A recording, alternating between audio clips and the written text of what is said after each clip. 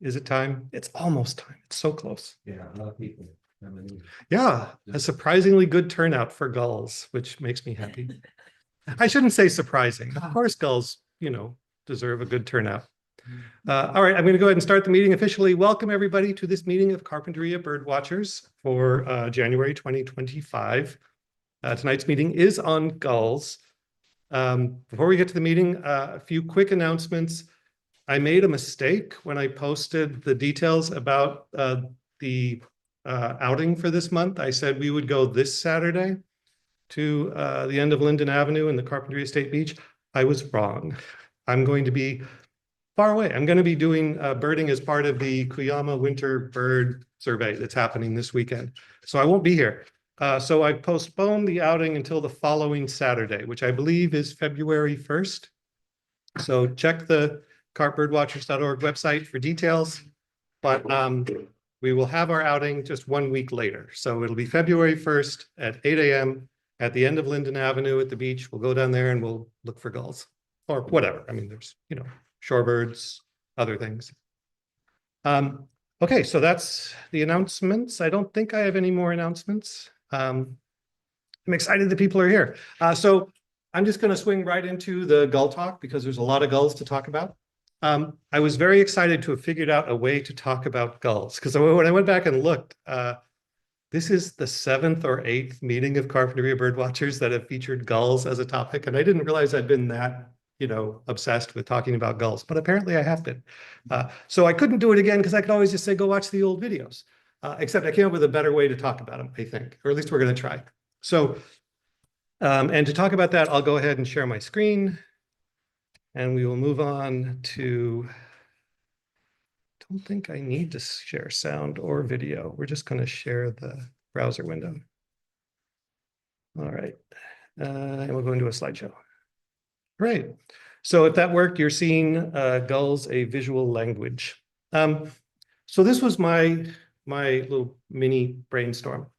So this past fall, I went to Europe with my wife, Linda, for the first time I'd ever been. And as part of that, people said, oh, you're going to Italy, you need to learn some Italian. I was like, okay, I'll learn some Italian. So we got these online courses through a company called Pimsleur, and you get these lessons and you listen for 45 minutes and they take you very gently through it. And it occurred to me as I was thinking about these the topic of gulls, that learning gulls is sort of like learning a foreign language. Because there's a lot of them, there's a lot of it. It's very complicated and it's kind of overwhelming, or at least this is how I saw it in the run-up to our trip to Europe. It's like, I'm learning Italian. How am I going to learn Italian? I've only got 10 weeks. But the way they approach it with this Pimsleur course, and I'm sure many others, is very gentle. And they basically start you off with just a few key phrases. You can learn buongiorno, and you practice learning buongiorno, and they have a little conversation you listen to, and then you participate and you repeat it back, and you iterate. You start with just a few key things, and then you build on it kind of gently. And it occurs to me that in my past attempts to get people excited about watching gulls, because I love watching gulls and I want everybody to be excited about watching gulls, I have been guilty of taking the opposite approach, which is to sit you down and say, okay, gulls are a huge topic. And here we're going to have some overarching meta discussion about molt and plumage sequences and all these different things that make gulls hard and why you should take it very seriously. And it's kind of off-putting and silly. It's like, that's not how people learn. I mean, maybe a few strange people would learn that way, but most people don't. So instead, what I'm going to do with this talk is try to approach this as if we are learning a foreign language, and the language is gulls, our local gulls. So we're just going to look at a lot of pictures of local gulls, and I've tried to arrange them kind of like those Italian lessons were, where there's just a few key concepts at a time, and then we build on them, and we have lots of review, and we just kind of keep going, and we see how far we can get. And the other key thing that I think is maybe makes it relevant, makes it an appropriate approach, is that as with my kind of not very impressive attempts to learn Italian before our Italian trip, it turns out you don't need that much. You can learn just a little Italian. Per favore, parli inglese? That'll get you a long way. And the same thing with gulls. If you learn just a few of the most common gulls we have on our local beaches, they make a great yardstick to kind of compare to the ones that you're less familiar with. And you can just kind of go from there. And the process is fun. That was sort of the real takeaway for me in our trip to Europe was that, yes, it was hard and I didn't know that much Italian, but it was fun to learn. It was fun to go there and use my little bit of Italian. And the people were very excited to hear me mispronouncing things. So same with gulls. We're going to approach gulls as if they were Italian. So here's a big flock of gulls. All these photos are photos I've taken mostly just in the last few years. They're all from either carp beaches or the South Coast, at least, or they're from around here. They're all taken kind of in the winter, which is, I think, the best time to go gull watching. In the summer, they get kind of faded and ratty looking. But then in the fall, they go through their pre-basic molt. And I'm not going to talk about all the molts, but they go through their molt and they get their really cool looking snazzy plumage that they have in the winter. And they're as distinctive looking as they're ever going to be during the winter. So that's a really good time to check them out. All right. So before we go on, any questions about any of that? I realize I've just been like jabbering nonstop. If you on Zoom have input or questions, put it in the chat. We're kind of on lockdown mode with our Zoom participants because of a few, bad actors. But if you would like to give feedback or ask questions, Tom Beland is watching the chat, I'm going to say. Yeah, okay. And if you're in the room, feel free to interrupt. I may talk a lot and talk fast, but I'm excited to be interrupted. So definitely feel free to interrupt. Okay, so is there anything else? One more thing I was going to say. So we're going to go about halfway and then take a short break, mostly so I can just catch my breath. But it's just too much to talk for, about gulls the whole week. I have a little bit of a break. But I've got some of my, all of my gull books. I have a thing about gull books. If there's a new gull book, I have to own it. So I brought all my gull books and they're on the table back there. This is the newest one, The Gull Guide by Amar Ayash. And this is the best one ever. This one is really, really good. So if you want to just see page after page after page for every North American gull species, this is the book for you. So these are all going to be on the side table and you can check them out. Okay, so I see no questions. All right, we'll go on. Lesson 1, Western gull, the buongiorno of gulls locally. So here is a Western gull, and that's an adult Western gull. We're going to talk a little bit about the sequence of appearances that the gulls go through as they age. But the most common age cohort you're going to see on our beaches are the adults, right? Because gulls live like 20, 30 years. So even in the case of a Western gull, it takes them about 4 years to get to this adult plumage, but then they just stay this appearance for the rest of their lives. So the biggest single group is going to be adults. And that's helpful because they're also kind of the most distinctive looking. But some things to notice. The beak structure is always really important with gulls. The Western gull has a relatively heavy beak, by which I say it's kind of thick top to bottom. It's a big beak, and it has a fairly significant gonus, this gonidial spur on the underside of the beak. It swells towards the tip, so you kind of get this, I don't know, it's just bigger towards the tip. It's sort of a swollen look to it. And these distinctions are kind of subtle, but they're really, really helpful. As you look at more and more gulls, like the beak is almost, you can't identify gulls from just one characteristic, but the beak is super important. The beak should be in your list of things to check out if you're trying to identify a gull. The Western gull is sort of the standard white-headed gull look. There's a bunch of species that have this same basic appearance as adults, where the bird is white below and on the head. It's gray on the back and the wing coverts. This area gets kind of referred to collectively as the mantle. So actually the mantle, I think, is technically just this part. But when people say the mantle color, they're talking about this gray. And with the Western gull, that gray is relatively dark. So of our local white-headed gulls, the Western gull has the darkest gray. And just like the beak is really useful to pay a lot of attention to and get very fine-grained in your checking out the beak, pay a lot of attention to the specific shade of gray. A little bit darker or a little bit lighter is really, really important for gull identification. Leg color is really important with gulls. The Western gull's legs, this photo doesn't show it really well, but they're kind of pinkish, what I would think of as flesh colored if you are of the race that I am from, sort of Caucasian skin. They have this sort of pinkish leg color. What else is important about Western gulls? We'll talk more about other aspects of Western gulls as we go. Overall, a pretty compact body shape. So gulls tend to be long and drawn out if they migrate long distances, because if they migrate long distances, their wings are longer and it gives them this sort of elongated teardrop when they're standing around like this. Western gulls do not migrate long distances, so their wings are relatively short. So they have more of a compact teardrop. Their teardrop is shorter and fatter. And again, when you look at lots and lots of gulls, you start to notice these things. They seem subtle at first, but just look at a bunch of gulls and pay attention and you'll notice it. And I think we'll move on. So here's another look at, again, a Western gull. And, it's not in profile, so you lose some of those things you can see when it's in profile. You can't really assess the teardrop shape, but you can see that it's big, which I didn't mention, but that's another thing. The Western gull is one of our largest local gulls. You can see the beak, is again that big, heavy, swollen beak. This red spot, this red gonidial spot is sort of a characteristic look for an adult Western gull. Sometimes there's a little black on the beak as well. A lot of individual variation with gulls. So these are just sort of generic. How about the eyes? That one I noticed has the skin around the eyes is orange or.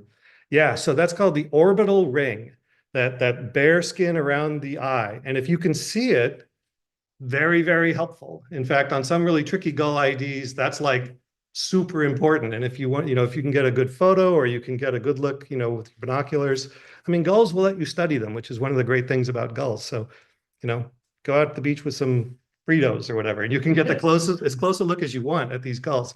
And the color of the orbital ring is really helpful. So yeah, the Western gull is kind of an orange orbital ring. And in the breeding plumage in the summertime, it will get more brightly colored. In the winter, less so. But again, there's a lot of individual variation. The eye color, the iris, is also a helpful thing to pay attention to. The Western gull's iris kind of ranges. This one's kind of typical, probably sort of an olive color. It's not a super dark iris, like we'll see with some other gulls later, but it's not a super light iris, like we'll see with some other gulls too. It's kind of in the middle. You can see the leg color. You can tell this is an adult, by the way, because it has the white spots in the wingtips. So these are the tips of the folded wing here above the tail. And, they have those black primary tips at the end of the wing, but then the very tip has this little white spot. And only the adult plumage gulls have that. In the Western gulls, that's like 4 years or older. Smaller gulls can get there sooner, but in all the cases of these white-headed gulls, if they have the white tips of the primaries like that, it's an adult gull. Another Western gull. This one is eating a clam. I don't have the species identified on these photos because this is, again, sort of simulating the experience of going to look at gulls. Like if you go look at gulls at the beach, you know where you are. So I did put that in here. And you know what month it is, hopefully. So I put that in here. But I'm not putting the species identifiers on them. So you could practice with you just look at it without a label and what is that? This is kind of interesting. This is that same gull that was eating the clam a second ago. And now it's got the clam in its beak and there's a juvenile, an immature, a young, like a first cycle, an immature Western gull that's coming up to it and is interested in the food. And one of the cool things in Amar Ayash's guide that I didn't know before is if you read some of the species accounts, Western gulls will continue to associate with and feed what are presumably their offspring, even though they've left the nesting location for that whole first year. So I assume that that's what I'm actually seeing here, that this is probably a parent and its offspring. And maybe they bred out on Anacapa Island, they breed out there. But they're here at Carp, and this young gull is still interested in a handout. Here is a better look at a a young Western gull, a first cycle Western gull, or a first year Western gull. It's relatively dark. So with all these white-headed gulls, and with most gulls generally, they are semi-precocial. They breed on the ground. So they hatch out and they're, kind of exposed to the world and to predators like other gulls or things that might like to eat a baby gull. So they need camouflage when they're first born. And so they tend to be sort of mottled brown so they can blend in with the area where they're nesting. And pretty much all these gulls look kind of similar when they're very young in that first year. Their first plumage, their juvenile plumage, and then they go into this first cycle plumage. A lot of sort of mottled brown appearance. But some things still indicate, pretty clearly that it's a Western gull that still has the right shape of its beak. The beak is all dark when it's young, and then it lightens as it ages. And in general, you're going to see, as we see slightly older gulls, they're going to just kind of go from, they're going to keep getting closer and closer to that adult appearance until they finally get there. Leg color, that sort of pinkish legs. Yeah. And there's a question on. Yeah. Male or female? So someone in the chat is asking about male versus female. So male gulls tend to be larger. They tend to be kind of longer necked and sort of just bigger. But it's not really obvious necessarily. Where I see people talking about it is, well, when you see them when they are nesting, you can actually tell pretty clearly, like, oh, there's a slightly bigger one and a slightly smaller one. It's like, oh, that's the male and that's the female. But when they're all mingled together on the beach, there's individual variation and it can be kind of hard to tell. There was actually, again, in The Gull Guide by Amar Ayash, people had discovered they were investigating, I may misremember this, but basically they were investigating some really big clutch sizes that were showing up in some of these gull colonies. And I think it was Western gull, I'm not sure. And what they basically determined is these were actually female-female pairings. The two gulls there associated with that nest were both females, and they laid a collective clutch with like twice the normal size, which is kind of interesting. So, all kinds of lifestyles out there in the world when you start looking for it. So, yeah, so I tend not to really pay a lot of attention to male versus female with gull ID, but it is important to realize that, you can see kind of a smaller one of the bigger species or a bigger one of the smaller species, and they can be pretty much the same size. Like we'll look at California gulls later, and they're a little smaller on average than Western gulls, but a male California and a female Western can get pretty close to the same size. So there's all kinds of fascinating topics with gulls. But to go back to this gull, so again, it's a immature first cycle Western gull, pretty dark all over. Western gulls have pretty broad wings. So front to back, the wing is pretty wide, and that actually produces a feature that we'll see in a second. You can kind of see it here. So here's a gull that's a little bit older. This is maybe like a second cycle gull. So it's on its way. You can see it's starting to get more like an adult gull. It's got a lot more white going on. The bill is lightening up. And up here in the mantle area, the back and the back feathers and the scapular feathers, you're starting to see that dark gray. And that's really helpful because even though it doesn't have the full gray back of an adult Western gull, it's got enough that you can assess the shade of gray. You can see that those feathers as they're coming in are pretty dark gray. And that's really useful at distinguishing it from some of the other gulls we're going to look at later. So the feature I was talking about because of the wide wings is this little area here. And it gets referred to as a skirt. So it's like, I don't know, like petticoats kind of peeking out from underneath. Because the gull's wing is relatively wide, what you're seeing here when its wing is folded up is the outer wing, the primaries are sort of tucked underneath. And so this panel that you're seeing here is the inner part of the wing, right? And what you're seeing here, these are the secondaries, the tips of the trailing flight feathers on the inner part of the wing. And because the wing is relatively wide, the tips of those secondaries poke out from underneath these greater coverts, these feathers that lie on top of them and protect them. And you get this little skirt. And other gulls species will show some of, depending on how they're holding their wings, you might see a bit of a skirt. But Western gulls have prominent skirts because their wings are relatively wide. I wasn't going to do this. I wasn't going to get into all the little minute details because that's not how the Pimsleur course was. This would be like if in the first lesson of the Pimsleur course, he interrupted you and said, now there's male and there's female and they conjugate these different ways. I was like, no. Too much detail. We'll get there later. Anyway, this is an immature gull, sort of on the way between that juvenile gull that we saw and the adult gull that we started off seeing. But John has a pink leg, so do they always have the pink legs from the beginning to the end? So I hesitate to use the word always because gulls are nuts. You'll see weird individual gulls that look wrong in any one of these features. So this is why it's good to check a lot of the features and make a little matrix, like look at the legs, look at the wings, look at the beak, look at the eyes. But yeah, in general, the Western gulls pretty much always have those sort of pinkish legs. If it has, well, we'll get to more examples later. So here's a Western gull in flight.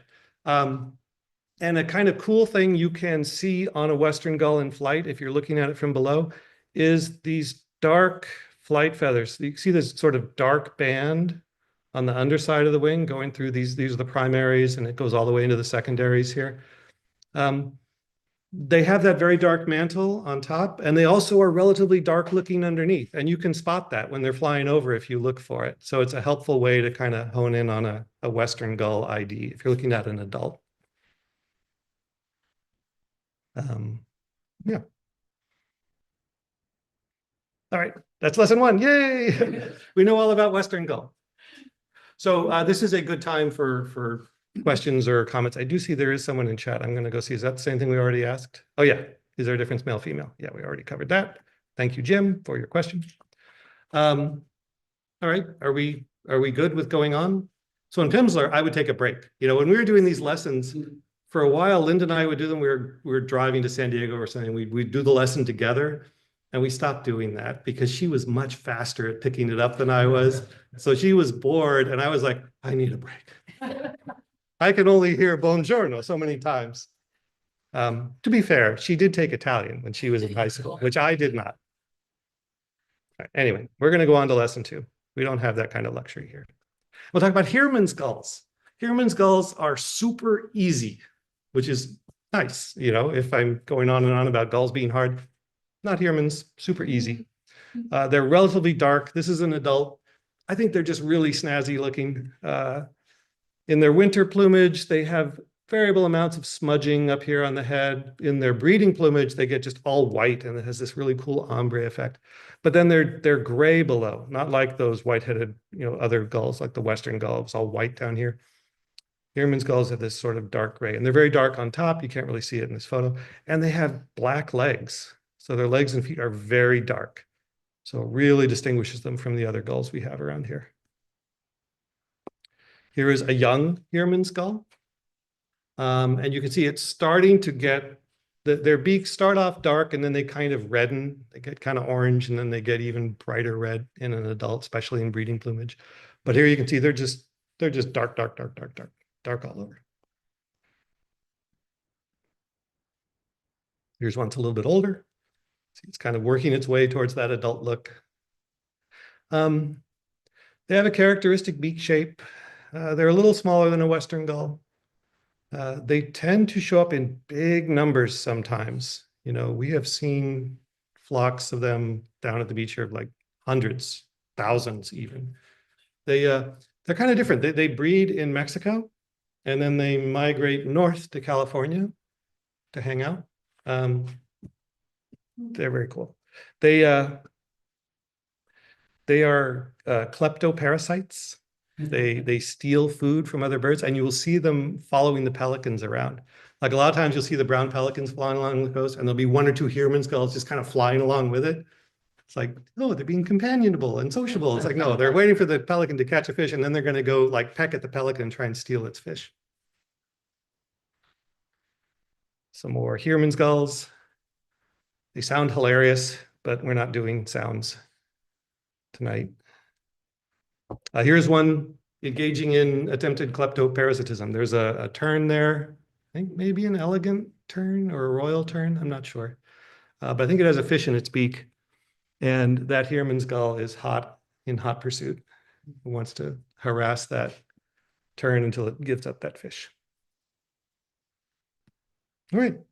So we've done 2 whole lessons. Yes. Was there a Mr. here, or where does that come from? Yeah, there was, and I don't know who he or she, I think he was, except that his name is annoyingly hard to spell. So I have misspelled Heerman's gulls in 2 different ways. First by calling it Herman's gull, which it is not, there's a double E, and then by calling it Heerman', which is also not right because there's a double N. So it's Heermann'. So the doing away of eponymous bird names cannot come too soon for me because I'm tired of trying to remember how to spell Heerman's gull. So we'll do some review. So this is just sort of showing you some gulls together, which is how you often see them at the beach, which is very handy. So this gives you a good idea of the size comparison. There is a young Heerman's gull in the foreground and an out of focus adult Western gull in the background. And you can kind of see, Western gull is bigger. Heerman's gull is smaller. Okay. So this is kind of an interesting shot. When I look at this bird, the first thing I look at is the beak, and the beak seems on the small side for a Western gull. It doesn't look quite thick enough for it, but I'm still pretty sure it is a Western gull. So maybe it's like a female or one that just happened to have a smaller beak, or maybe it's just the lighting and the angle makes the beak look smaller than it should. Things making me think it's a Western gull. It's got the right leg color, kind of pinkish legs. It's got the nice wide skirt. These secondaries are really sticking out there.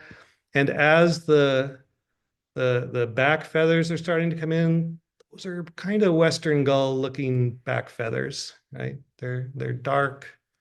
I could be wrong. Again, it's handy that I'm not putting labels on here because I don't know. Maybe it's something else, but I think that's probably an immature Western gull, like a first cycle Western gull. But that's kind of the fun of gull watching, is trying to figure these things out. All right, we'll make this a quiz. What are these? They're Heerman's gulls. There's one in the background that's a white-headed gull of some kind. I can't even tell, so we won't count that one because it's way out of focus. But yeah, here's a whole group of Heerman's gulls, a whole gaggle of them. Not sure what the collective noun for Heerman's gulls is. All right, what do we have here? The Western gull. It's the same bird that was the very first slide in the Western gull lesson. Just taking a little jaunty step, but showing all the features. You can't see it too well because the greater coverts kind of blend in with the secondaries that are peeking out, but this is the skirt down here. The trailing edge of the secondaries is white in the adult birds. So that's the skirt you're seeing. And if you squinted and got really close to the picture, you can see there is an edge of feathers here where the greater coverts stop. So yeah, pretty broad skirt this bird has. Okay, so the bird flying in is kind of the reason I put this in here. This is a good look at the underside of a Western gull's wings, and you can see that sort of dark, flight feathers from below that I was talking about. You see the pink legs. See that it's big. Around here, it's going to be a Western gull. Western gull is kind of the default white-headed gull around here, although we got a lot of California gulls, which we'll be seeing later. But this one clearly is a Western gull. There's a pelican. I think this is a young Western gull. I think that might be a Heerman's gull in the back. I don't know. I'm not going to pay attention to all those gulls on the right. But there's a big, fracas. The pelican dived and it grabbed a fish, or it got a piece of a fish, and all the gulls are there trying to get some of it for themselves. All right. So is this working? This iterating? Yeah. So we've learned Western gull and we've learned Heerman's gull. And if you went down to the beach right now, you could find those 2 gulls, right? You could pick them out. They would not be that hard to identify. All right, we'll go to the third lesson, California gull. So now that you've had some time staring at Western gulls in profile or Heerman's gulls in profile, hopefully you're kind of getting a sort of deeper sense of gull shape. And if you take that deeper sense of gull shape and you compare what a Western gull would look like in profile to this adult California gull, you see the California gull is stretched out further. Its wings are longer because they migrate a lot more than Western gulls do. If you check out their range map, they go places. They seriously go places. So it's sort of a longer teardrop shape. The mantle shade is lighter gray than the Western gull. You know, it's not super light, but it's definitely lighter than that Western gull. And again, learning to discriminate between those two shades of gray will really help you out at the beach as you're trying to sort the gulls into their respective species. The beak, California gull has this kind of cool beak. It does not have as much of a swelling at the tip as the Western gull. It's a pretty good sized beak, not quite as heavy as the Western gull's beak, pretty long, but kind of parallel sided, right? It's kind of like a long beak that's mostly the same thickness for most of its length, whereas the Western gull's beak kind of swells and gets thicker towards the end. The California gull is more just like a long parallel sided beak. This beak pattern in the adult California gull in the winter with the dark ring, but then with a little red conidial spot just inside it. That is not 100%, but that is a very strong clue that you were looking at a California gull. That is sort of a classic adult California gull in winter appearance. That sort of black ring with a little red dot inside it on the lower part of the bill. That's a California gull look. The leg color, right? So if my skin were this color, you would be concerned about my health. And it's definitely not as pink as the Western gull. I think of California gulls as having sort of zombie colored legs, right? They look kind of gruesome and hideous, right? Maybe not. That's how I remember it. When I started thinking of gull leg colors in terms of human skin tones, it helped me because I guess I'm used to looking at human skin tones and making assessments like, oh, you look a little green today. It's like, well, maybe you're looking like a California gull's legs. Any other cool features? So the iris is very dark, right? That California gull's eye is very, very dark. Like the whole eye just looks kind of black. And it has what Alvaro Jaramillo is a birder of some fame. But he talks about gulls. He calls this their mullet. He says that the heavy shading along the nape of the winter California gull looks like a mullet, like it's got this fringe of sort of darker feathers around the base of the neck.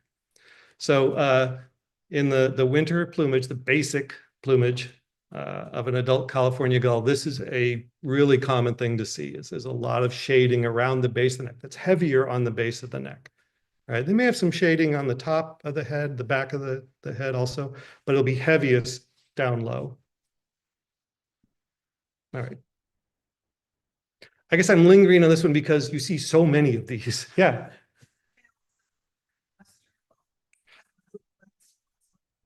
So you're actually talking about the wingtips, right?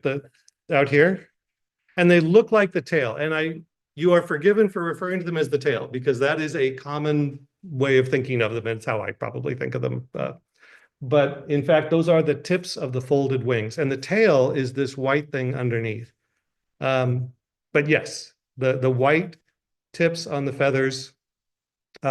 I haven't talked about it, but the size of the white tips on the primary feathers is an important clue. I didn't really study it in advance of this meeting, so I'm not going to give an opinion about it. We'll just keep on going. But yeah, check out your gull guide and check out those white spots. Yeah.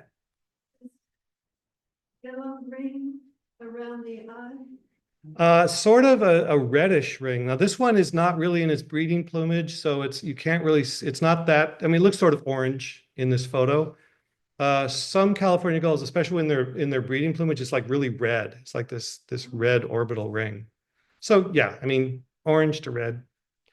I'm not as focused on orbital rings myself, I mean, I'm not as obsessive as say Amar Ayash. He's done a lot of interviews on podcasts and since his book came out this year, or last year. And it's just funny hearing his story. Like I find bird watchers interesting, kind of the same way I find birds interesting. Like I sort of collect bird watchers and interesting things about bird watchers. I like the personalities of bird watchers. Amar Ayash is a gull watcher. Like he will watch other birds if he has to, but basically he came to birding because he loved watching gulls, and that's really what he does. He just does gulls, which I think is pretty cool. All right, we got to keep going now. We're gonna not get through our gulls. So here is a young California gull. And again, this is a look you're going to see a lot of down at the beach, because especially in the wintertime, we get a lot of California gulls around here. We have some California gulls around year round, but in the winter we have a lot of them because they talked about how they migrate. We have a whole meeting on California gulls. You can go watch the video and talk about their whole life history. But in the winter, a lot of them come here. So it's got that beak shape. So that long kind of parallel-sided beak. It has a very dark tip with a pretty sharp line between the dark tip and the light base of the beak. And it gets referred to as the dipped in ink look. Like if you see a gull that looks like it dipped the tip of its beak in ink, you should be thinking California gull. I mean, other gulls can look like that, and we'll see some examples later. But it's a good bet, just statistically, if you see a bird like that on the beach in Carpinteria, it's probably an immature California gull. The shape is there. The dark eye is there. The mullet is kind of there. It's getting a little older, and its back feather, its mantle feathers are coming in, and you can see that mantle shade. So that's helpful. It's got more bluish zombie legs, but again, not the kind of skin color you want to see if you are of my particular racial heritage, looking in the mirror in the morning, be like, ooh, that's not good. It's perfectly good for a California gull. Here are two California gulls, an adult and then a first cycle bird behind it. So again, you just tick off these boxes. Look at that beak. Again, the dark ring with the red spot inside it. You're thinking California gull, you start looking at the other features, right shade of gray, right beak shape, dark eye, a little bit of a mullet, California gull. And then the bird in the back is a little harder to look at because of the being out of focus, but again, it shows those features. Dipped in ink beak, mullet action. You kind of see a little bit of the back, not very well, but here's another immature California gull in flight. Got that beak to help you out. You got that shade of gray, that sort of intermediate shade of gray to help you out. An adult California gull in flight. This one is showing you a little bit of the gape. So, I can't keep it. So the California gull gets this red gape, another little spot where this bare flesh kind of is visible. And adult California gulls will show red there, especially in their breeding, when they're in breeding plumage. Not like these winter birds we're looking at. All right. So we're done with California gulls. 3 lessons down. We're doing great. We can go out and order gelato. We're ready to try out our Italian. So here's a review where we mix together a whole bunch of birds. All right, I see 2 species here of a couple of, well, several different ages. What do we think we have? This is so. All right, let's hear, what's this one? Sorry, I should do it in a way that people on Zoom can see. This one here, California. So that's our young California gull, our first cycle California gull. This look, by the way, they call it kind of an anchor pattern on these first back feathers that are coming, these scapulars, I think they are, where it's kind of got this dark triangle with these light edges. That's kind of a California gull look in these young California gulls. Its legs kind of look pink. So, again, don't get too hung up on any individual characteristic. If you see it well, these young California gulls will sometimes have sort of the zombie color above the knee, which is really the ankle. But above this joint here, you'll see more of the bluish or greenish and maybe pinkish down below. Okay, how about these two birds on either side of it?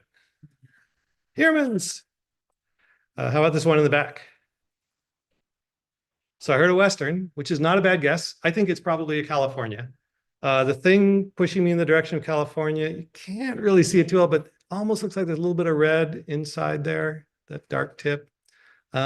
Size-wise, you know, and the sort of greenish legs and kind of a little bit drawn out.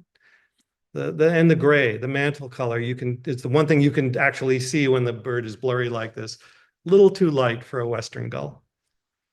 Okay, we'll keep on going. This one here? I'm saying that's a California. I don't have many clues, but the mantle is the right shade and it's got the dark smudging on the nape. So yeah, I'd say California. And a young Hermans down here in the corner. All right. Here's a better look at what I was talking about with these back feathers that sort of have these dark triangles with light edges as they're coming in on this first cycle California gull. Dipped in ink beak, you know, with a really light base and a really dark tip with a pretty sharp demarcation between the two. Yeah. And yeah, you can see down here, like a little bluer above the joint than below, right? Sort of pinkish down here, but not a Western gull. A Western gull of that age would be sort of darker overall, heavier beak. This beak is really not heavy enough for a Western gull. All right, how about this bird? California, an adult California gull. Yeah, showing all the features. How about here? Yep. California gull. It's getting a little bit older, right? It's getting more of that gray mantle. By the way, these greater coverts have this kind of dark band here. Like, I don't want to really get into talking about, you know, feather geography, because I think that's one of the failings I succumbed to in my earlier gull talks, is talking about feather geography. Let's learn all the names of all the different feathers. But this sort of dark band on the lower part of the folded wing, these are the greater coverts. That's kind of a young California gull look. The first cycle California gulls tend to have that sort of darker contrasting band of greater coverts, with the median coverts above them being lighter. Alrighty, zombie legs. Bunch of Hermans. Maybe a California back here, maybe a California here. Right? What do we have here?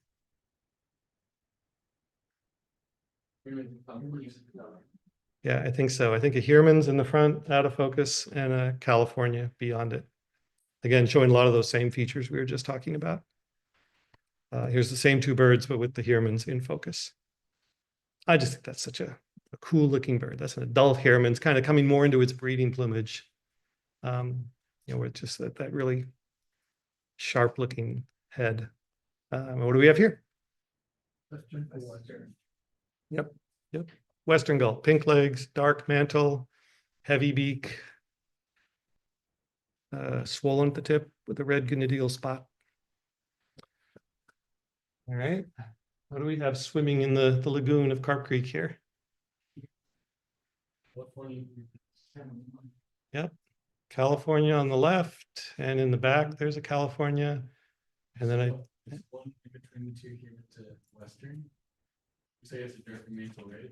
You're saying this one? Yeah. You know, I think it's a California. You know, it's hard to say. I mean, mantle shade can be deceptive depending on the angle. Like, I think maybe the angle we have is making it look darker. And, you know, your brain will adjust, you know, subconsciously. Like, you'll see a bird and you go, oh, it's got a relatively light mantle. But if you just took a little shot of that mantle and put it next to, you know, a chart of all the different grays, be like, actually, it's pretty dark. Well, yeah, but I was adjusting mentally, subconsciously, for the fact that it was in shadow or whatever. So yeah, I think it's probably a California, but I don't know. I mean, I was there, but I wasn't paying that close attention. All right, we've made it all the way to lesson 4. And after lesson 4, we're going to take a break. So you're going to get, a few minutes of not looking at gull pictures, unless you want to come up and look at all the books, which I'll have on the side too. And just keep on going.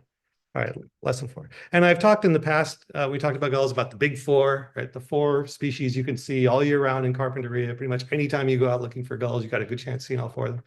This is the 4th one, the ring-billed gull. And then in the second part, we'll look at other gulls. All right, so with all your practice looking at, adult gulls standing there in profile, there are some things that should look different about this bird. What are some differences from the birds you've already seen? Modeling on the head. The modeling on the head, yeah. So it's got these flecks of dark, kind of like a California gull, but it doesn't really have a mullet, right? They're not heaviest down here. In fact, they're sort of evenly distributed. And they're kind of sharp little flecks. The California gull's more smudgy. And the way I've referred to this in past meetings is saying, well, the California gull looks like it was applied with a black crayon or a gray crayon.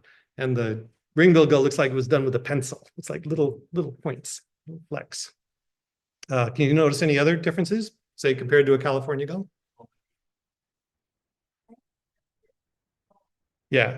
Yeah, more of a ring, hence the name ring-billed gull. And there's no hint of red. There's no red gonidial spot here like there usually is with a California gull. And in the adult, which can trip you up because they don't get this until they're adults, it has a light iris. Yeah, really, really prominent white iris. If you see it, close enough to see it, well, you can definitely see that. The mantle shade is a little lighter still than the California gull. So if we think about it, we've got our Western gull is relatively dark, and then our California gull is sort of medium. The ring-billed gull is lighter still than the California gull. And it's a little smaller in the same sense that the California gull is smaller and more elongated than the Western gull. The ring-billed gull is even smaller and more elongated still than the California gull. It's a very stretched out gull, real long wings, highly migratory. Check out their distribution map to see where they go. They go places. Okay, yeah, ring-billed gull. There's a young ring-billed gull, which I find very attractive. I don't know why some gulls just seem cuter to me than others. I just like their pattern. So this is a young ring-billed gull.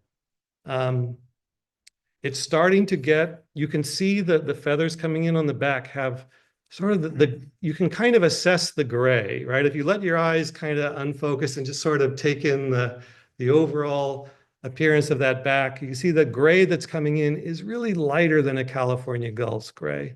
And it has sort of a similar kind of thing where there's these dark centers and these light edges, but not the same look as the California gull at this age. Go back and look at those first cycle California gulls. You'll note the eye is still dark, right? It doesn't have that white eye of the adult yet. And the beak definitely has a dipped in ink kind of feel to it, but it's a little bit smaller beak than the California gull's beak. The California gull's beak is longer.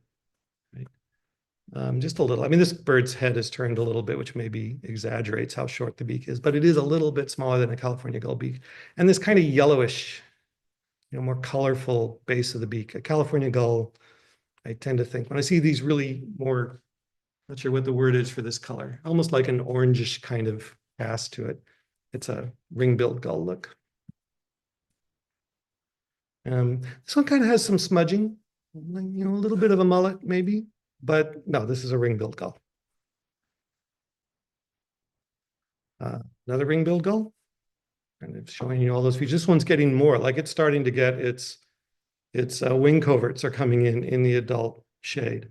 And ring-billed gulls get their adult look relatively quickly. I think they're 3 years to get an adult look. So this one is maybe, October. So maybe this is like a second cycle, kind of going through its pre-basic molt. I don't know my gulls well enough, but very long and tapered, right? That's a ring-billed gull look. Big, long wings. Here's a young ring-billed gull in flight. You can see the beak. This dark band on the tail. I mean, a lot of immature gulls have a dark band on the tail, but ring-billed gull definitely looks like that. Here's an adult ring-billed gull in flight. I mean, if you can see it well enough to see the eye, that's a big help, and see the beak. Again, it's that black ring around a smallish parallel-sided beak. No red on the beak at all. No real gonidial swelling. All right, we're up to the review. Last thing before the break. All right, so this could be anything. This could be any of the 4 gulls we've been seeing. So this is sort of like a quiz. Right? This is like a midterm. What do we think this bird is? Yeah, ring-billed gull. You can see the eye, barely. You can see the beak is kind of the right appearance for a ring-billed gull. Again, the lighting kind of is hard to assess. How dark is that gray? But it's pretty light gray. Right, what do we got here? I agree. I think that bird that's in the best focus there is an adult California gull. And so is the one in the lower right. How about the one in the bottom center? Airman's gull. Yeah, there's some Airmans down here. And I'm not sure what else there is. I think the rest are probably Californias.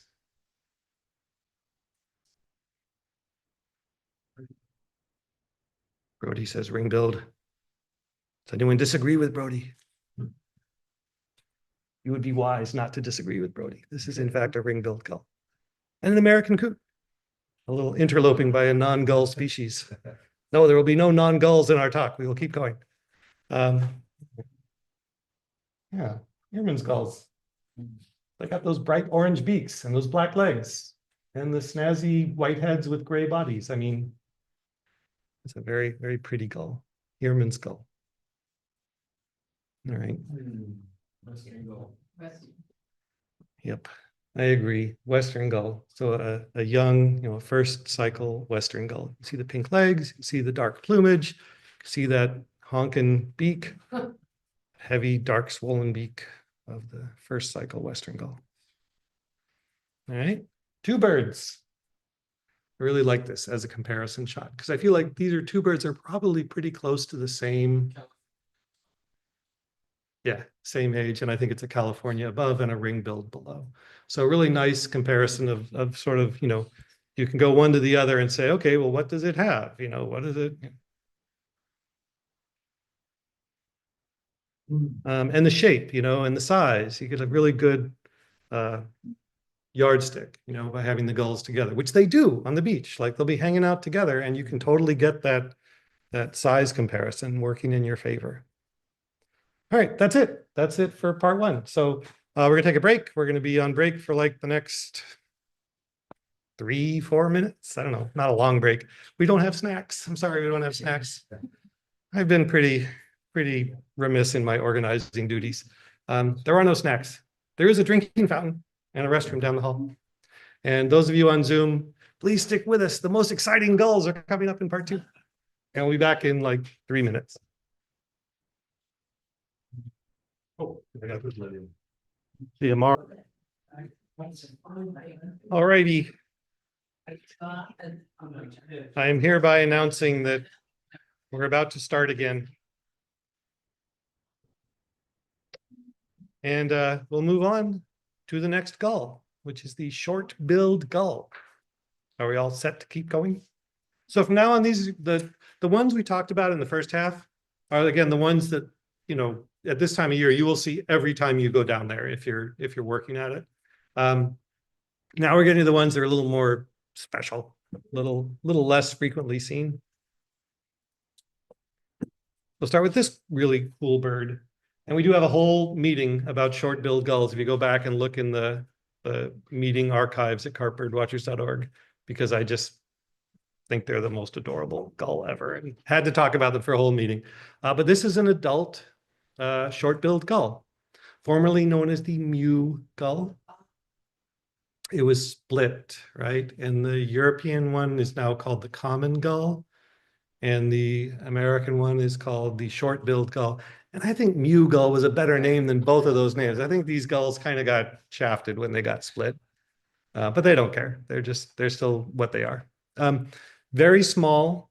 When we see it in conjunction with some other gulls, you'll see it's smaller than even the ring-billed gull, which is the smallest of the gulls we've been looking at so far. The beak is very, very small, just a dainty little beak, very short, as the name suggests, and relatively thin. No gonadial swelling. Cute little round head, with sort of a big-eyed, sort of an anime cartoon character look.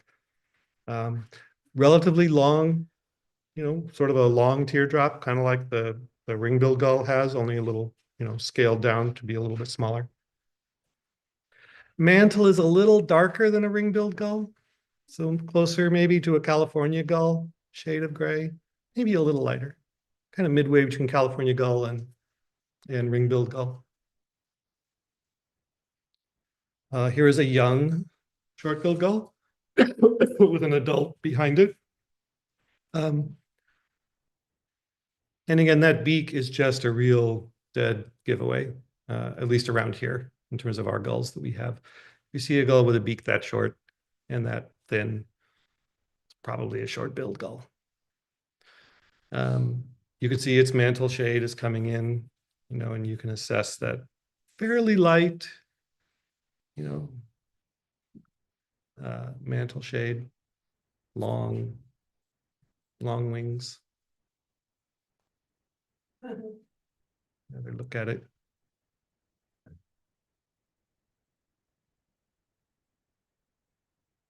Here's a young short-billed gull in flight. You can't really see it very well in this photo. So compared to, this is a first cycle bird, right? This is a young bird. And it's actually kind of similar to a first cycle ring-billed gull in terms of its overall look. And the beak difference can be kind of hard to assess, I mean, if you have a photo, it helps because you can sit there and study it and zoom in and really compare. But if you're just looking through binoculars as a bird flies by, at least for myself, I find myself trying to talk myself into, well, is that a big enough beak for a ring-billed gull? Is it a small enough beak for a short-billed gull? And usually I end up deciding it's exactly in the middle, right? I just don't know. I can't convince myself either way. The wing pattern is a little more muted, like this. Like the pattern of dark and light on the wing is sort of lower contrast than an equivalent first cycle ring-billed gull's wing pattern. A ring-billed gull at this age, its wing pattern is a little bolder. The tail, so this photo doesn't show it very well, but the tail is kind of all dark. Whereas in a ring-billed gull of this age, it has more of a terminal dark band on the tail, but then a lighter base of the tail. These are all things I, sat there with my gull book and flipped through pictures and looked at this picture like, is it a ring-billed or is it a short-billed? Pretty sure this is a short-billed gull. Here's an adult short-billed gull. Tiny little beak. Kind of has the California gull mullet thing going on. Has a lot of smudging around the nape and the head in its non-breeding plumage. Okay, see some review. So here's a cool comparison. So that's short-billed on the left in the foreground and a California to its right. And then a bunch of Heermans in the back and I think a Western in the upper left, judging by that really dark mantle.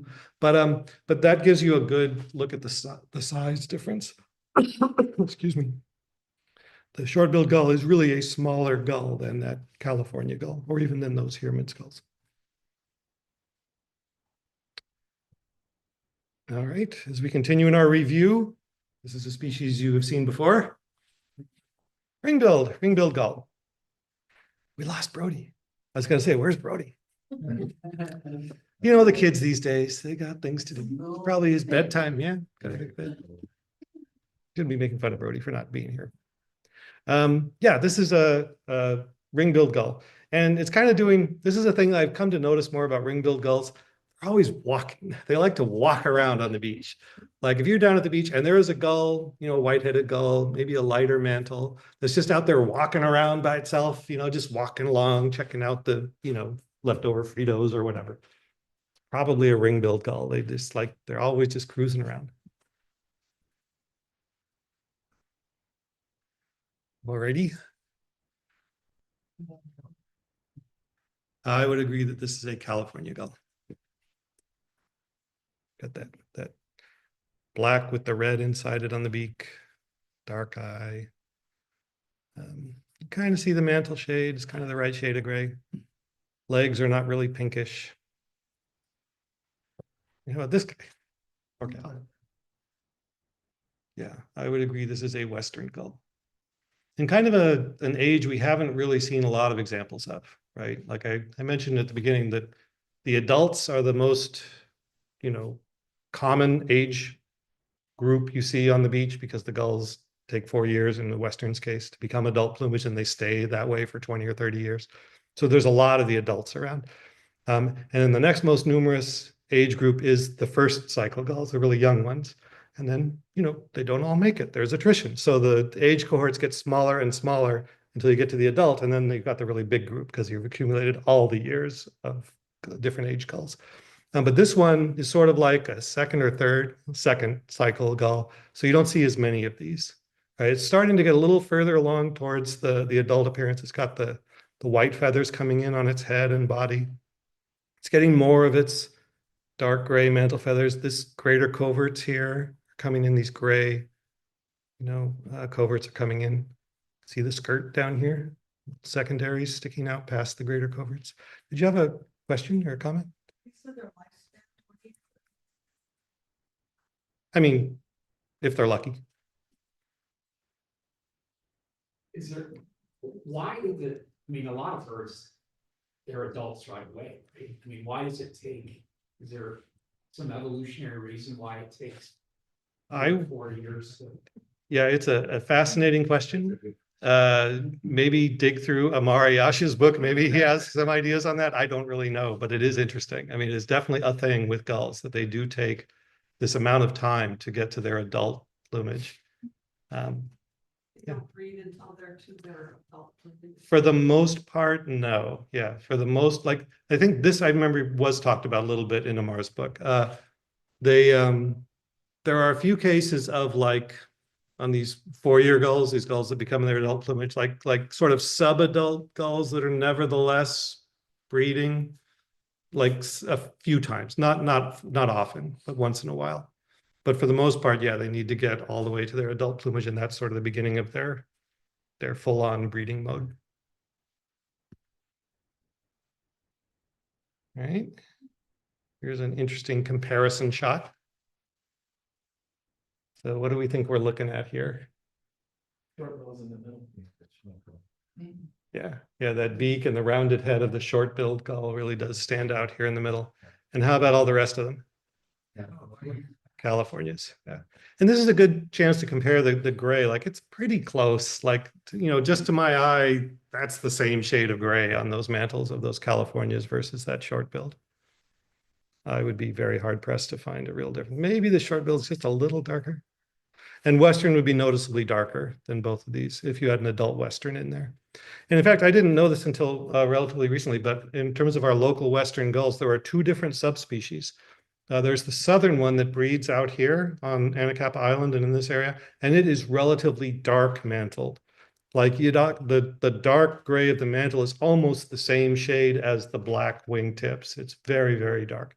Not completely, but close.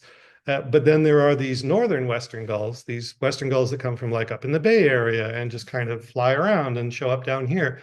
And they have a lighter dark gray. It's still dark gray. It's still darker than these Californias or this short-billed gull. But if you really are really into it, you can start to notice these, that Western gull is a little bit lighter. It must be the northern subspecies. All right, on to another gull. American herring gull, which used to just be herring gull. But in the last year, I think, they split them. So now there's the European herring gull and the American herring gull. Anyway, this is the one we've always had. It's big. It's like Western gull sized, or even maybe a little bigger. And kind of just a tough kind of muscular body that it had. I don't know, if you see them, you start to notice they're kind of robust. I hear it talked about. I heard someone else refer to it as thuggish. Like, well, that's not really very fair, but it does stick in your mind. It's like, it looks like a gull you wouldn't want to meet in a dark alley. Really light mantle. So unlike the, like, put it next to a Western gull, like, whoa, that gull is extremely light mantled. It's basically the same shade as a ring-billed gull mantle, very light. The beak is sort of heavy, but not really swollen like the Western gull. It's kind of like a cross between a Western and a California gull in terms of the shape.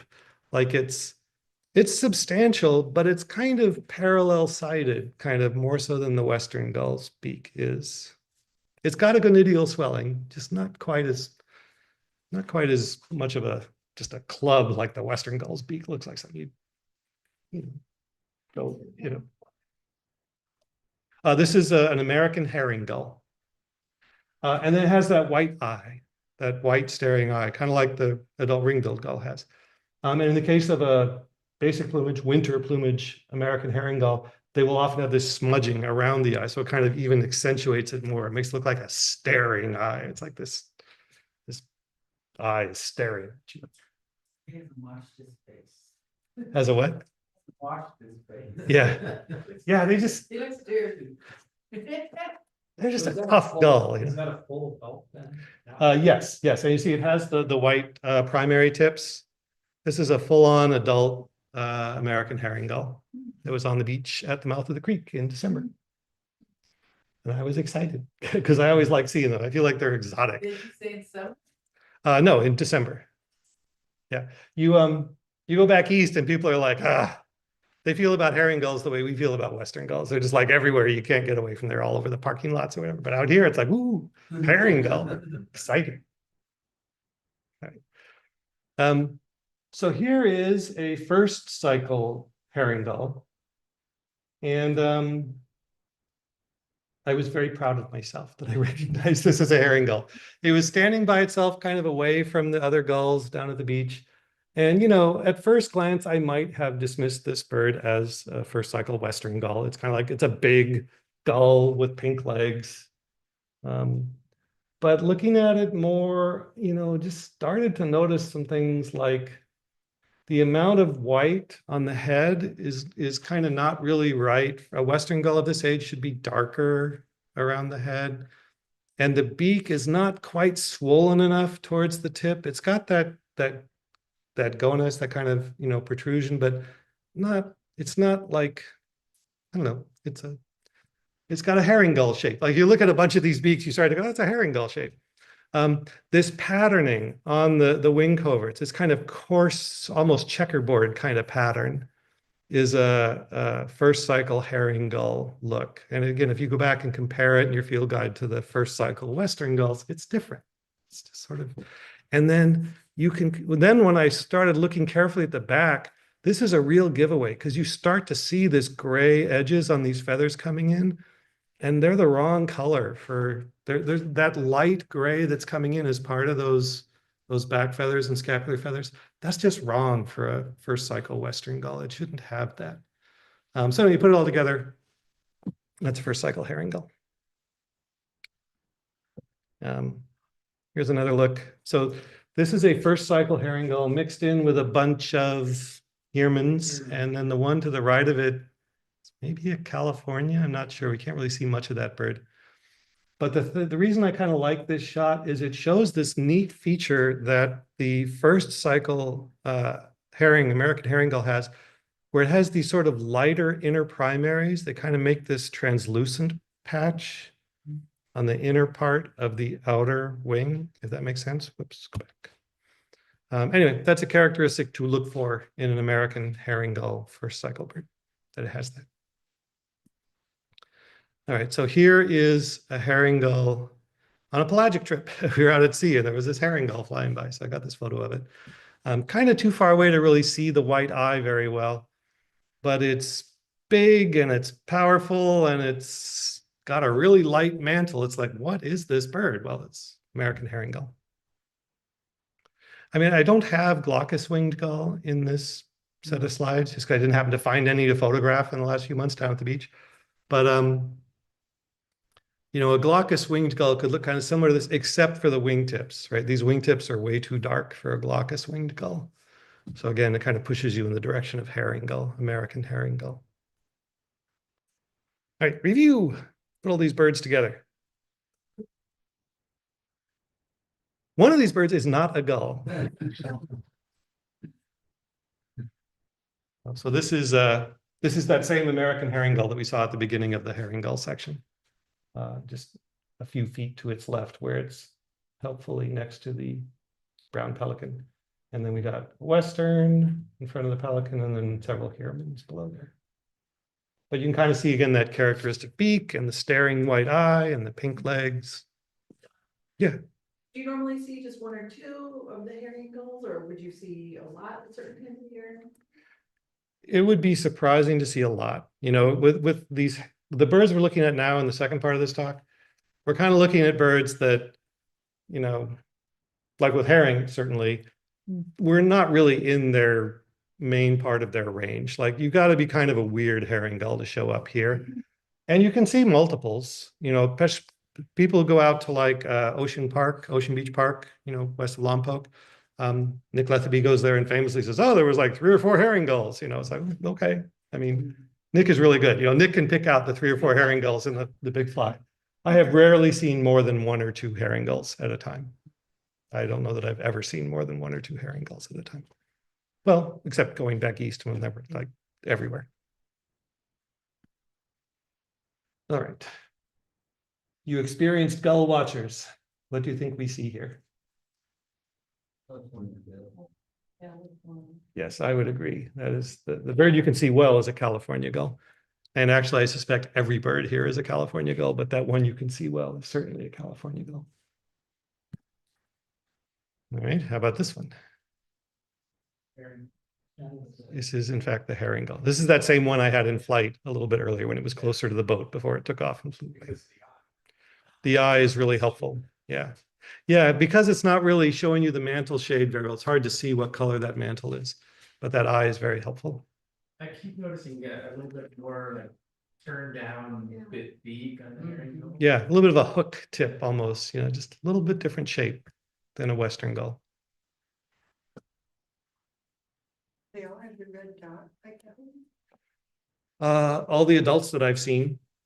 Yeah, I you know, I don't want to get too far out of my depth here because I have limited herring gull experience. But the ones I've seen, that's kind of their look. All right, what do we think this bird is? Yeah, you're feeling pretty cocky. And then it's like, okay, here's a first cycle gull. What do you think? It's like, you think it's a herring gull? I'm Western. Well, you know, I called it a Western gull at the time, but if it turned out it was a herring gull, I don't know, I wouldn't be shocked. I mean, I've been wrong before about that. But I think it's a Western. I think it's a little too dark around the head for a herring. I don't know. You can't really see a lot of this bird. I assumed it was a Western gull at the time. There's a lot of, you know, like there's a, what's the word? Like, there's like statistics and probability at work when you're out there gull watching. You're like, well, you know, it's probably a Western gull because 90% of the gulls I'm looking at that are big are Western gulls. Maybe there's something else in there. And that's sort of what you work towards as you know, spend more time having fun looking at gulls, is getting to where the stuff that's different kind of jumps out at you more.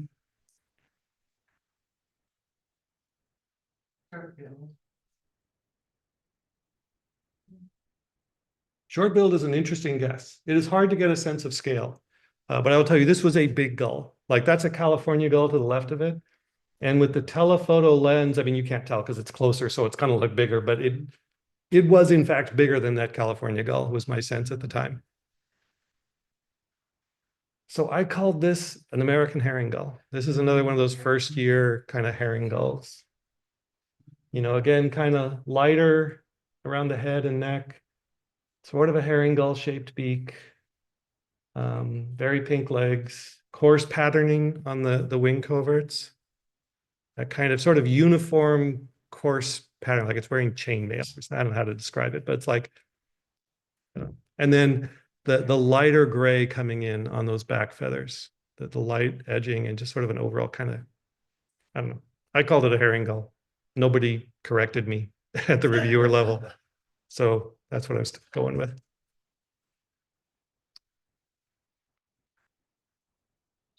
California. Yeah. See, and it gets to be fun because you're like, oh, California gull. I recognize that bird. I've seen 1,000 of them.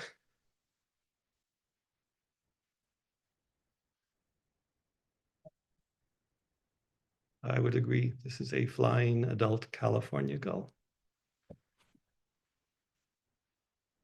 All right, lesson 7.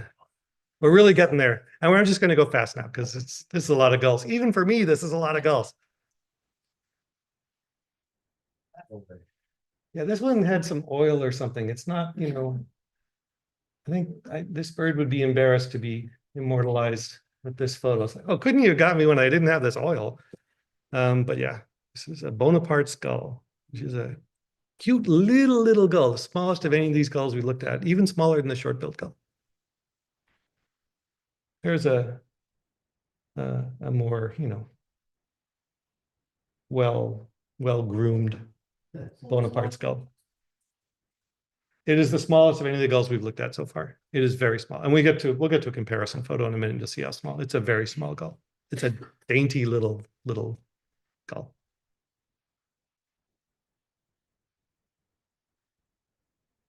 Again, you know, the beak, very characteristic.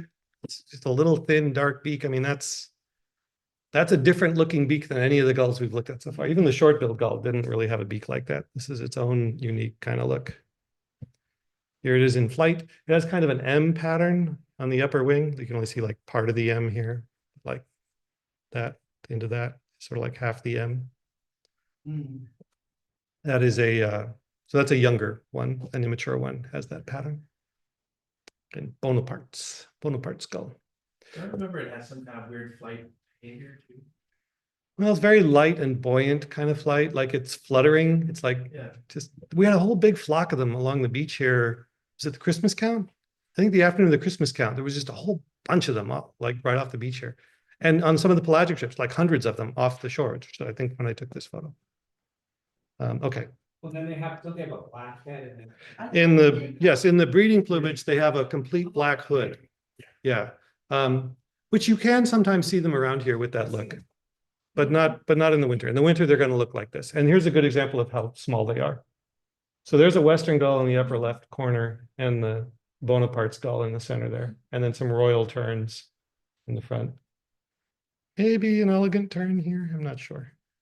Again, doesn't matter. Not a gull. So when does the head get dark on the home part? I don't know. In the summer, when it's breeding. In the summer. Yeah, consult your field guide and it will tell you. Yeah. Yeah.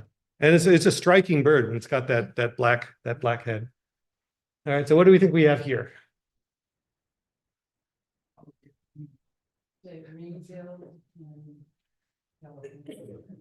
I think that is what I said as well. I think at the time, I believed this was a ring-billed gull in the foreground, and I think this is a California gull in the back. I think. How about this guy? Or this bird of indeterminate gender?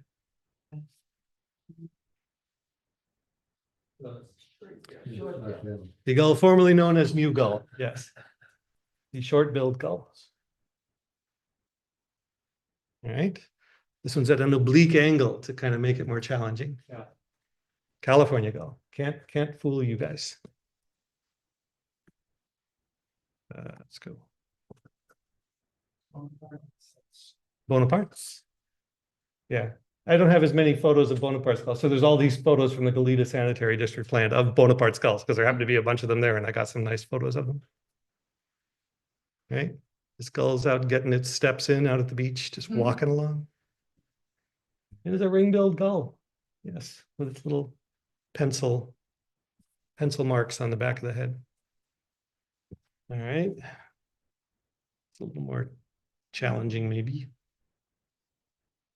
Because the bird on the left, you can't really see very well.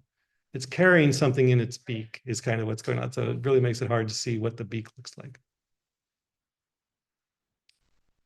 So I'm gonna go ahead and go out on a limb and say the bird on the right is a ring-billed gull. Sort of immature ring-billed look. And then I think this bird on the left is a California gull. So again, kind of similar age cohorts, right? But this kind of shows you the look of a California gull. It's come along, year and a half old, a year old-ish. And then here's the ring-billed gull at the same age. Oh, head scratchers. So these are the ones I threw in here because these are the harder ones, or at least to me, I think they're interestingly weird looking for some reason. So not a great photo.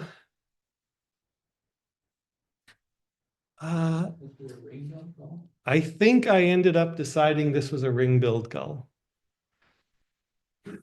I could be maybe argued into short-billed gull, but I think it's ring-billed. It's not a very good photo even, but I think it's more ring-billed than short-billed.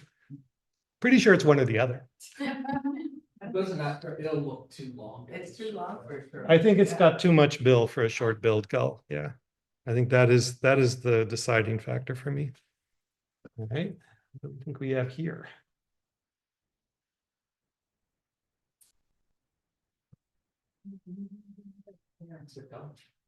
It's a gull. It's a young gull. So I think I ended up calling this a California gull, but it's kind of weird looking, and I could be wrong. I could definitely be wrong. Beak isn't quite right, but the rest of it's not quite right for anything else either. This bird doesn't have much. Well, Yeah. yeah, I think I reported this as a California gull, but I'm not convinced. And this is the kind of thing like, it could have been some really cool exotic gull, and I'm trying to shoehorn it into California because that's what I expect to be down there at the beach. But if I was, more knowledgeable, maybe I'd go, oh my gosh, it's the first ever whatever. I don't know what. I called it a California gull. In terms of like hybrids. Yeah, there are certain known hybrids. There are certain gulls that they have to breed in the same area, so not every pair of gulls is going to be expected to hybridize together. But like Western and glaucous winged, there's areas along like the Pacific Northwest where actually the hybrid gulls outnumber the pure Western or pure glaucous winged. And we do sometimes see those birds down here, and they're very confusing for me. Because, yeah, if you've only got a certain number of boxes and trying to shove these gulls into those boxes, it's like, no. The gull's like, no. We have infinite boxes. We can be whatever we want. You cannot contain us in your little boxes. I called it a California, but I'm not convinced.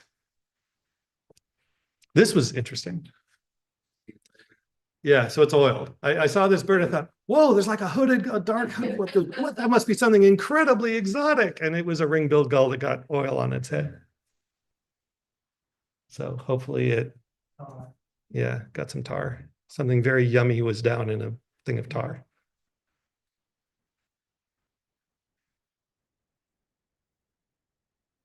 So this is that kind of highly contrasting wing pattern. I think this is a ring-billed gull. It doesn't have much beak, but it's hard to tell from that angle. But everything else I think looks pretty good for a ring-billed gull. Oh, this is fun. So if you are, and I've seen this happen, I have done this myself. I'm not saying it's like, that I'm immune to this, but as in my role as sort of one of the eBird reviewers, I have seen this mistake made where a birder gets very into that California gull beak pattern, and they just look at that and they see what looks like that and they report it as a California gull. And then a snooty eBird reviewer comes along and says, actually, it's a Western gull that just happens to have a little more black than usual on its beak. So it's a Western gull trying to pass itself off as a California gull, but it cannot conceal its dark mantle and its pink legs and its lack of a mullet and its iris that's olive colored, not all dark. Yeah, and basically everything here is textbook Western gull, except it's got a little extra black on its beak. It's just a thing they sometimes have. I think this is another example of the same thing. So normal, what's normal? Normal Western gull on the right, and interestingly, black tipped beaked Western gull on the left. And that's that same bird in flight. Again, showing that sort of characteristic Western dark flight feathers on the underside of the wing. And then here it is swimming in the estuary. Again, you know, if I just looked at the beak of that bird and quickly moved on, I would be very inclined to say, oh, it's California gull. But it's very much not a California.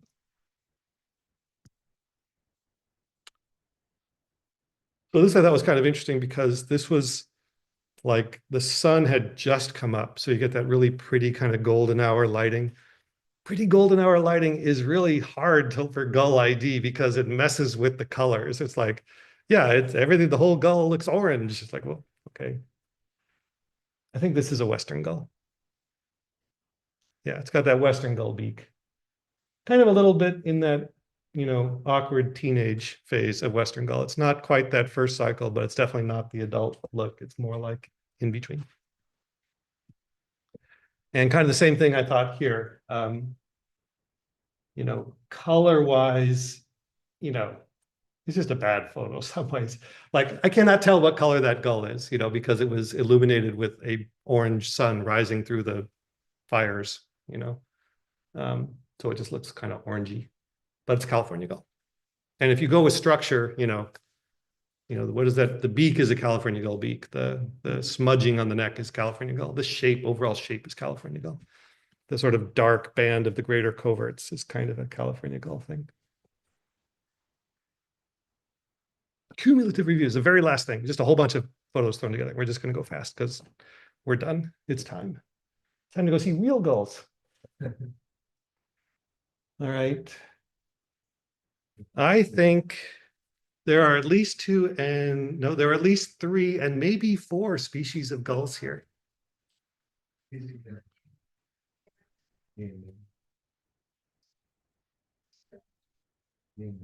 Okay, so I think there's one Western.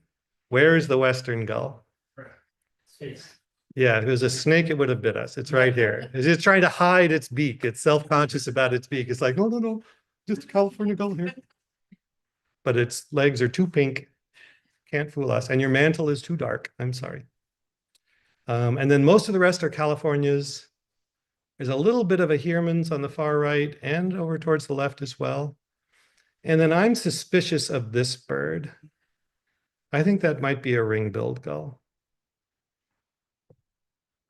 That's kind of the fun thing if you're there at the beach, you know, you can just camp out, you know, just stare at that bird until it walks around and you get a better look at it. But the photo, you can't do that. No, I'm too lazy. In fact, since I started using my camera a lot, I don't even bring my spotting scope anymore because I just use the camera as a spotting scope because I can zoom in with the camera and kind of it's close to a spotting scope in terms of the magnification ability. Yeah, I just don't want to be bothered carrying it. Oh, thank you.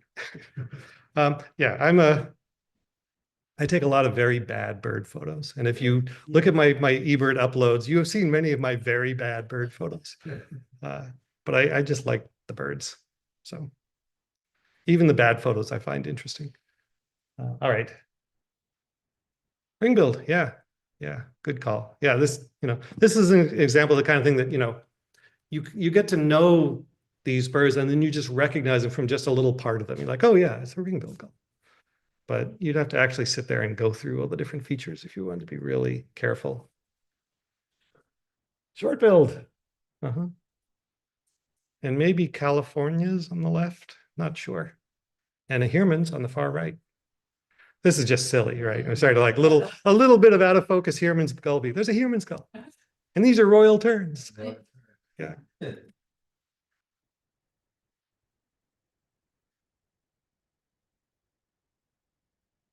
California, California, California, and Heermann's. Yep.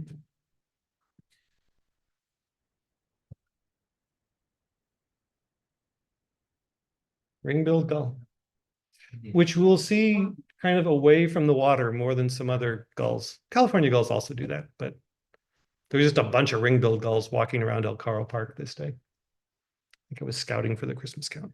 Got distracted because there's all these cool gulls.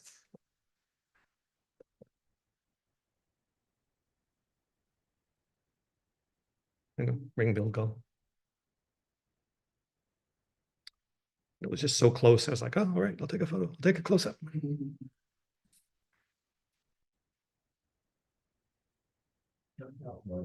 Yeah, California gull. And again, you get to where, you see enough of the features that you don't need to tick all the boxes. You can just recognize it from the parts you see.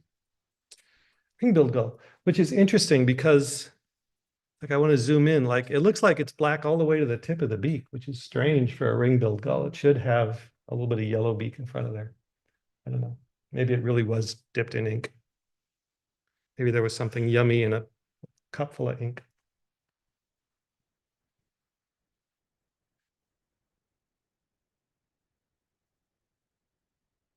I would call these Western gulls. I think they are all Western gulls, even the one that's hiding its beak from us.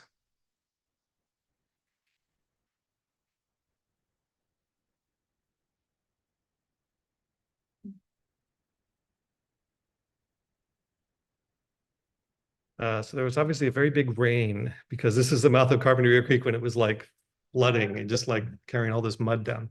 Pretty sure this is a short-billed gull. Yeah, little tiny beak, little tiny beak.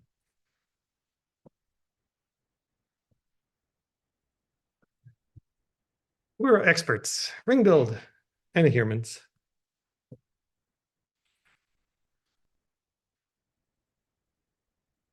I hear murmurs of California. Okay, and how about the bird that you can barely see behind it? Yeah, I believe it is a Western gull. And the leg color is doing a lot of work there. And the sort of what you can see of it. I mean, you can't really see it. You see it's got a dark skirt. All right, 3 different species in one photo.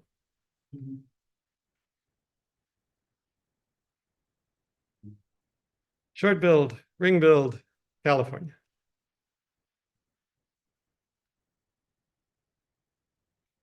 I like California gulls. I've got a lot of California gull photos. That's what this is.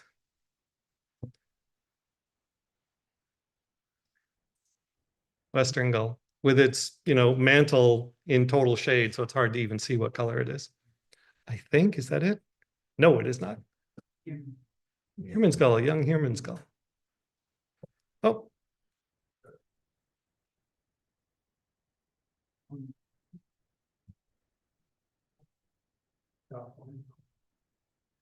I believe this is a California gull. It's a weird looking California gull, but I think that's what it is.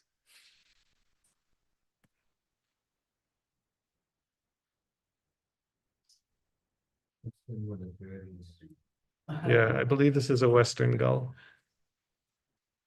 Pink legs, heavy, swollen, tipped beak, very dark mantle. Overall kind of compact. The wings are not too long, a little shorter.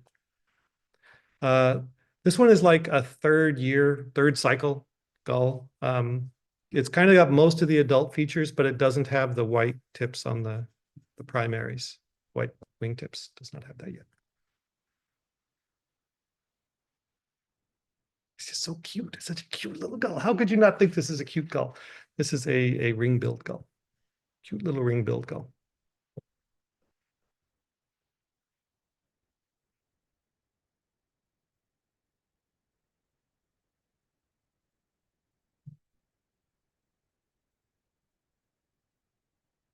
A ring-billed gull and the gull formerly known as mew gull that Laurel will never be able to remember is a short-billed gull. If you can't remember the name, it's a bad name, right? It's a short-billed gull. I think we are really almost there now. You guys have been very patient. I have punished you with too many gulls for one night. It's a Western gull. It's a first cycle Western gull.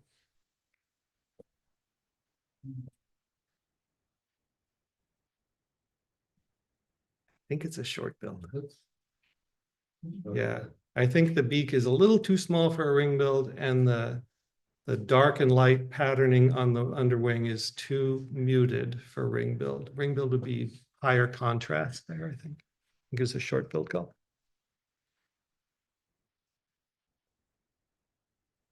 I don't know what this bird is. I think it's a Western gull. I'm getting to the point where I don't know what these are. I think it's a Western gull. I think it's the first cycle Western gull. How many of these slides are there? I made this. How many slides are there? Short billed in the center, surrounded by California gulls, or next to some California gulls. This is the last photo. There's a Western gull being photobombed by a non-gull species. Who wants to guess what the non-gull is? That's just the blurry blob in the foreground. It's a willow. Yep. We're gonna have a whole meeting just like blurry out of focus bird photos. Can you guess what they are? That is it. That is it. All right. Hooray. We made it. We made it. So again, a week from Saturday, 8 a.m. at the end of Linden Avenue, we will go and see gulls for real, not these photos. We'll go see real gulls, hopefully. And we'll go, there'll be no gulls there. It'll be so disappointing. No, there will be some gulls there.